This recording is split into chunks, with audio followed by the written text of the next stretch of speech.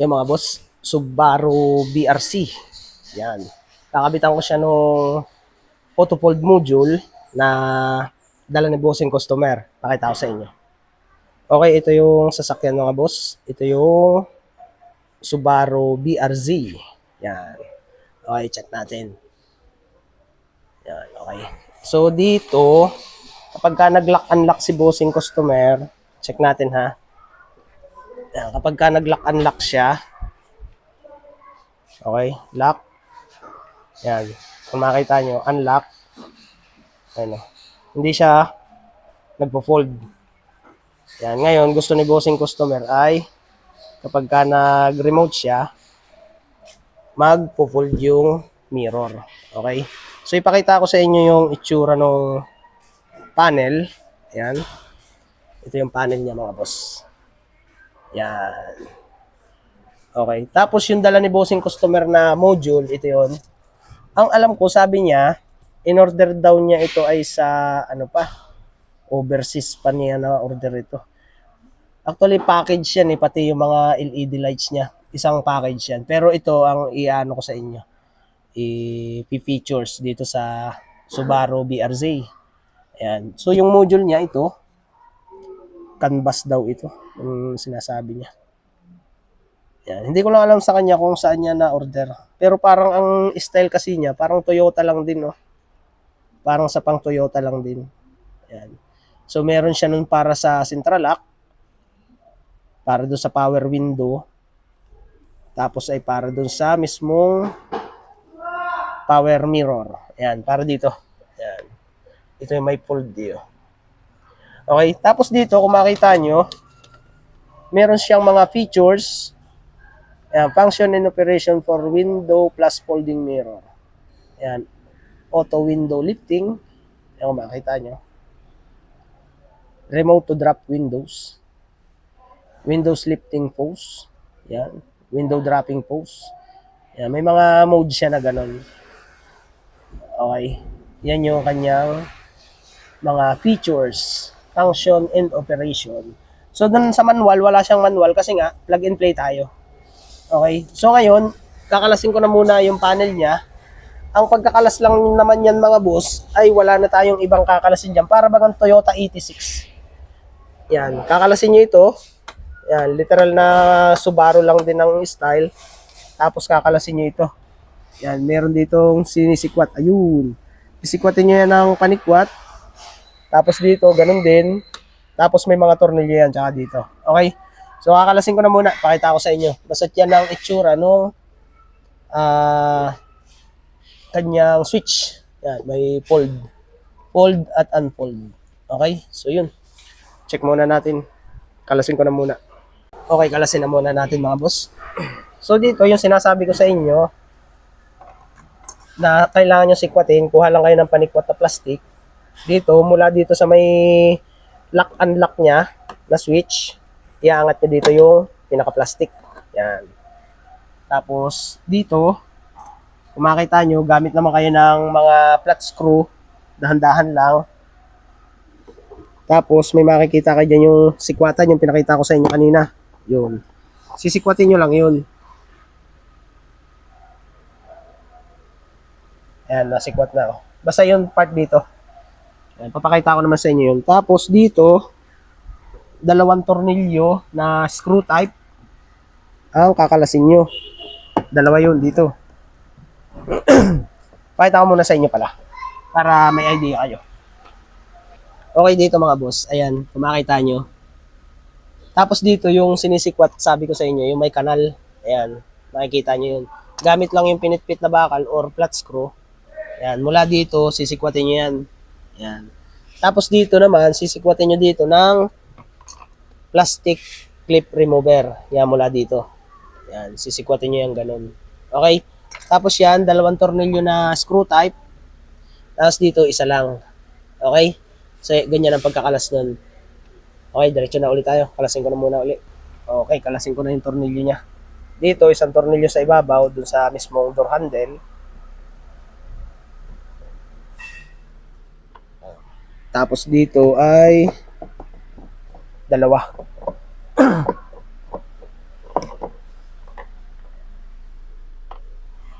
Dito ay dalawa.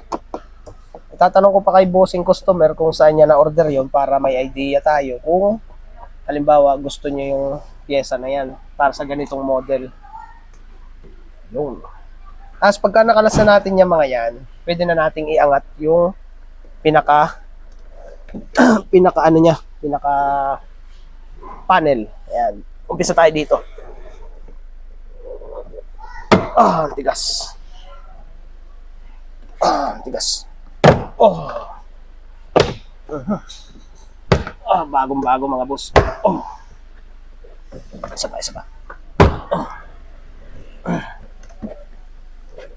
Tigas. Talagang matigason to. Tapos, pagka naramdam nyo na wala nang nasabit, itataas nyo. Pataas. Okay? Pataas. Tapos, pagka nakalas nyo na yon, may mga tatanggalin tayo dito, parang Toyota. Yan, i-unplug nyo yung mismong sa power window. Magkakasama na siya eh. Tapos itong sa door handle, cable, tanggalin nyo yun. Tapos itong mismong ilaw. Yan, ipapakita ko sa inyo. Lapag muna natin dito at ipapakita ko sa inyo yung mga tinanggal ko. Okay dito mga boss. Ayan, di ba natanggal nyo na.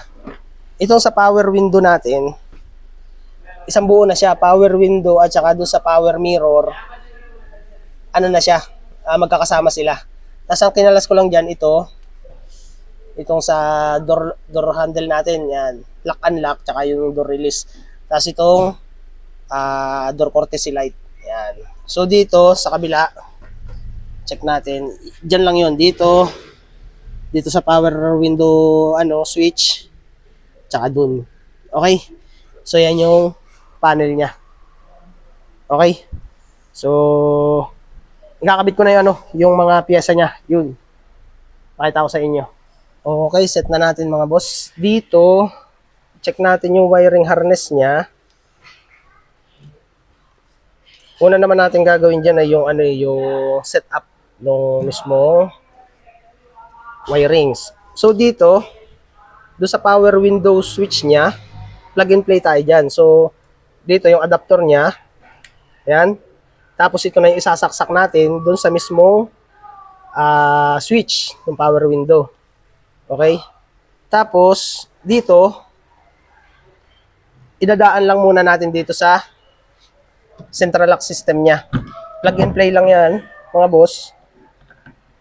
Tapos dito, ibabalik natin. Tapos ay dito. Yan, ganyan lang. Okay? Tapos yan, hindi ko muna ipipix. Kailangan ko munang ito. Kailangan ko munang testingin kung gagana siya. Ganun lang kasimple mga boss. Ayan o. All goods. Ayos na. So, titestingin ko muna kung gagana yung ating ikinabit. Sasampay ko muna ito dito. Ayan, pakita ko sa inyo. Okay, dito mga boss, ito yung sa switch ng power window switch. Yan na nga yung magkakasama ng power window switch at power mirror para dito sa side mirror. Yan, magkakasama na yan.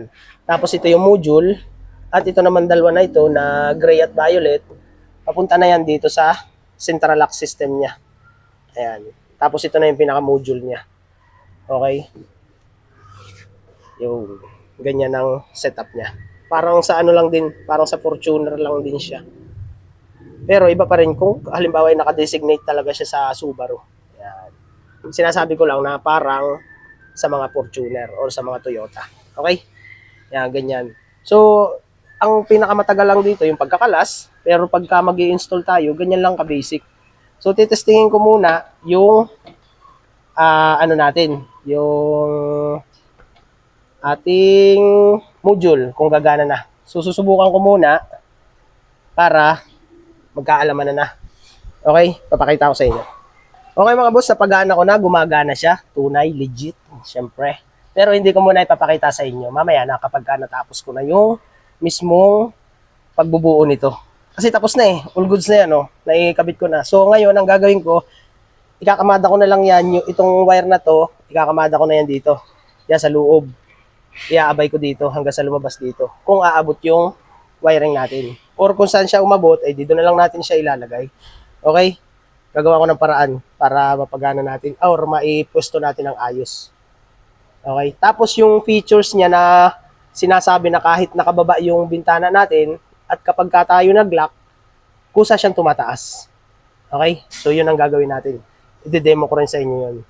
So yan, tatanungin ko pa kay bossing customer kung saan niya na-score itong module niya para dito sa Subaru BRZ. Yan, pakita ko sa inyo yung BRZ niya. Yan mga boss, oh. Subaru BRZ. Yan, okay? So balik tayo dito. Okay, dito sa mga ano niya, sa mga features and function niya or operation, titingnan natin kung gumagana lahat yan. Okay? So, bubuuhin ko na to para ma-demo ko na sa inyo or ma-testing natin para dito sa Subaru. Okay? Yan lang yun. Ganun lang kadali. Plug and play. Wala, no splicing. Yan, kaganda. Kaya kung sa halimbawa sa mga Toyota, mas mainam yung mga ganitong mga plug and play para iwas splicing. Lalo na si bossing customer ay gusto ay no splicing talaga. Kaya kahit matagal dumating daw at overseas pa ito yung order niya, ay talaga nagantay daw siya. At gusto niya ay no splicing, plug and play. Okay? So ipapakita ko na lang sa kanya ang video ko ito para kita niya kung paano ko ginawa. Okay? So thank you na agad. Thank you bossing. Yan. Yan yung itsura ng iyong loob ng panel. Malinis pa. Yan ang pogi pa. Oh. Wala pa dumi. Okay, bubuuhin ko na muna to. Ayusin ko na yung wirings niya. Okay, ganito ginawa ko mga boss dun sa wirings. Ayan. So dito, nilusot ko dito sa ilalim. Tapos dito sa ibabaw. Tapos plug ulit siya dun sa central lock system niya. O sa central lock mo, motor. Ayan. Tapos dito, kinabultay ko lang siya ng yung luwag lang ba. Ayan o. Nagpi-play pa rin yan. Ayan. Tapos dito, nilagay ko lang yung pinaka-strap niya. At dun ko sa panel ilalagay yan. Tapos ito, all goods na itong ganyan. Pakita ko lang sa inyo sa panel. Dito mga boss, dun sa panel, pakita ko lang sa inyo. Dito ko nilagay yan. Doon sa malapit sa speaker niya. Ayan dito. Ayan, kung makita niya. Diyan ko na lang ididikit yun. Ang ano niya, ang harness niya nandito sa baba. Kumbaga sa ano nakatayo, yung harness niya nasa ilalim. Okay, ganyan ang position yan. So, ikakabit ko na muna itong panel. Tapos yung mga clip niya na naiwan dun sa sidings o dun sa mismong pinto, kinuha ko na yun at ibinalik ko na dyan sa sidings natin or dun sa panel. Okay, so ibabalik ko na muna. Okay, balik ko na yung panel. Tapos itong ano na to bossing, itong ano niya, module, ididikit ko na yan dito sa part dito. Yan. Yan, dyan na yan nakadikit. Tapos, yung mismong socket ng power window, ipa-plug na lang yan dito sa kabila. Or do sa switch. Pa-plug na lang do sa switch. Okay? Plug and play lang naman ito. Okay? So, ganun lang. Tapos, i-plug na natin yung lahat ng tinanggal nating mga socket. Ibabalik lang natin lahat yun. Yan, katulad dito, tapos sa central lock niya, doon sa door handle, central lock, ibabalik natin lahat yan. Tapos, pwede na natin ibalik yung pinaka cover niya. Kung ang pagkakalas natin kanina, itinaas natin ganun, ang pagbabalik natin, ibababa natin ganun. Tapos, kakapain natin dito mga boss, yung wiring. Kailangan hindi tatama dun sa mismong speaker. Kita naman yan, kakapain nyo yun. Yung module natin kasi all goods na yun, safe na yun dun. Hanapin lang natin yung magandang pwesto na safe yung ating yung ating wiring. Yan. Yung. Okay, ganun lang. Tapos, ibalik na natin yung mga tornilyo. Isa dito sa ibabaw, sa door handle, at dalawa dito sa mismong pintuan. O dun sa hawakan. Armrest, kumbaga. Armrest yan eh. Yan, iaayos nyo lang yung tornilyo. Yan. Tapos dito, ganun din. Ganun lang kasimple mga boss. Kahit sa mga Toyota Hilux, Toyota Fortuner, na plug and play, ganyan lang kasimple mag-install nun. Medyo, ang mangyayari lang doon parang yung pagkakalas ang mahirap. Pero sa pag-install, napaka-basic lang. Yan, ibabalik nyo lang din yung mga cover kung paano kinalas. Ayun, okay na ito. Subukan ko muna yung power window kung gumagana. Para all goods na lahat. Okay, gumagana. Kabila. Okay, may auto. Okay. So, okay na ito. Patayin ko muna. Yan. Pakita ko lang sa inyo. Okay, tapos na mga boss. At ayan na, ang finish natin. Check nyo maigi yung mga pinagkalasan. Okay, all goods. Dito, safe na din. Okay na din. So, yung power mirror pala, checkin ko. Tapos, tingnan ko ang up and down, left and right. Okay, all goods. Doon sa kabila, down, up, right, left. Okay? Baguhin mo na lang boss at ginalaw ko. Okay, so titestingin naman natin. Dahil okay na yan, check natin yung operation niya. Okay? So yun yung sinasabi ko sa inyo, di ba? Pagka ibinaba natin ganyan, di ba, pagka sinarado natin, pag binuksan, bumababa yung salamin. Kapag sinarado natin, ayun o, sumasara siya. Okay, so testingin natin yung lock-unlock niya. I-lock natin. Lock. Okay, nag-lock na. Check natin. Okay, di gaya sa mga Toyota na ano agad siya. Pag lock natin, diretso to pay agad. Ito may delay. Unlock natin. Ayun, may delay siya. Okay? Check natin ha, oh. Pakita ko sa inyo. Ay, unlock pala yung sorry. Lock. Ayun, oh. May delay siya. Pero tumutupi. Astig. Okay? Unlock. Okay. Check naman natin bagay bukas yung bintana. Kasi meron daw siyang features na ganun eh. Yan. Kapag binuksan natin ang pinto, bumababa siya ng kaunti. So, tignan natin on Starlink pati, oh. Astig. Baba natin yung bintana, tapos dun sa kabila, tignan natin. Yan, tignan natin ha, oh. Mga nakababa yan. Tapos, i-off natin. Tapos yan, i-lock natin or isarado natin yung pinto. So, naka-ano din dun. Nakabukas din dun sa kabila. Ayan, kung makita nyo ha. Tignan natin. Ilala ko na yung ano, yung remote. Lock. Wow, nice. Ang galing. Di ba? Nag-ano siya, nagsarado yung ano niya, yung salamin. Tapos pag nag-unlock tayo, okay, naka-ano na siya, naka-close na. Okay. Pakita ko ulit sa inyo ha. Nakakatuwa. Nakakatuwa ang ano, yung module niya. Para sa Subaru mga boss ha. Ayan o, down. Tapos doon sa kabila, down. Pakita ko ulit sa inyo. Ayan. Tapos sarado ulit natin. Okay, kahit naiwanan ni bossing customer na nakabukas yung bintana, at oras na ilock natin yan, tingnan nyo ha, oh. Lock tayo ha, oh. Ulitin natin, bukas ang mga bintana, dalawa. Ayan. Lock. Ayan, oh. Kasabay nung pag-close nung mirror, close na rin yung mismong bintana niya. Okay? Ayos na.